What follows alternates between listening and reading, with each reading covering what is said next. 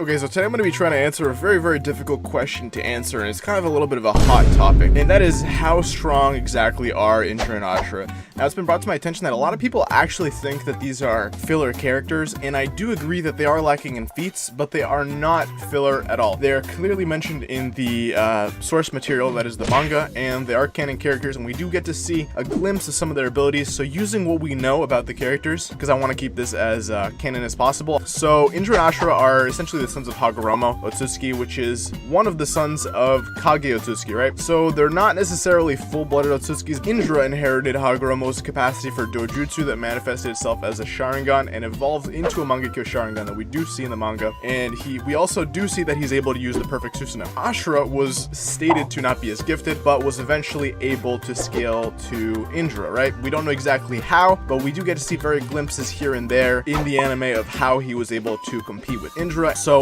in the anime, Ashura can use wood release, and their fight is not canon, but it could be an interesting adaptation of things that we see, but some things might not be entirely accurate, such as Ashura's, ball of Rasengans and Indra's Chidori, as these techniques were never created yet, because Minato created the Rasengan by observing Bijudamas, and the Chidori was created by Kakashi. So in the manga panels, though, we do see Indra with perfect Susanoo, like I said, and Ashura in a Ninetales looking avatar form, which was later replicated by Naruto in the final battle. Since they're both Otsutsukis and direct children of Hagoromo, we can assume that they are 6th path level threats, and Ashura actually does contain 6th path Senjutsu. Sasuke in his perfect Susanoo does have an attack called Indra's Arrow, which is after absorbing the chakra of all the tailed beasts, and Naruto does end up using a Ninetales Ashura mode, but it is unclear if this is to the exact capacity that Indra and Ashura themselves were able to use them, but we can assume that this was probably nearing their power because Naruto and Sasuke got significant amps after receiving half of Hagoromo's ghostly goo essence chakra, which is probably not the same as when he was in his prime, and on top of that, it was only half of his chakra, and we can assume that possibly half of his ghostly goo essence chakra would be relative to Indra's and Ashura's chakra, and that would bring Indra and Ashura much, much closer to Naruto and Sasuke. But again, most people would argue that Naruto and Sasuke are still more powerful in their final state, so if we highball potential for Indra and Ashura, we can assume that they're a little bit weaker than what we see towards the end. So basically, at the end of the day, we can assume that they're stronger than